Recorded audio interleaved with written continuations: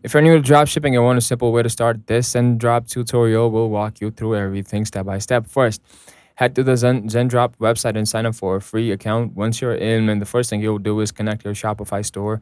Zendrop will guide you through it. It's just a couple of clicks and you're linked up. Now that your store is connected, go to the product find products tab. This is where you can browse thousands of items across different categories. You can filter by shipping location, price, or what's trending. Once you find a product, you click add to import list. You can edit the title, description, and price right there, so it's ready to match your brand before you publish it to your store. After editing, hit push to store. The product is now live on your Shopify store and ready for people to buy. When a customer places an order, Zendrop automatically processes it, charges you the wholesale cost, and ships it to your customer. No need to manually do anything. You can also set up things like a branded invoices or a custom packaging if you're on a paid plan though. Zendrop makes it easy to manage everything from the dashboard, including tracking info, order status, and even product sourcing if you want to request custom products.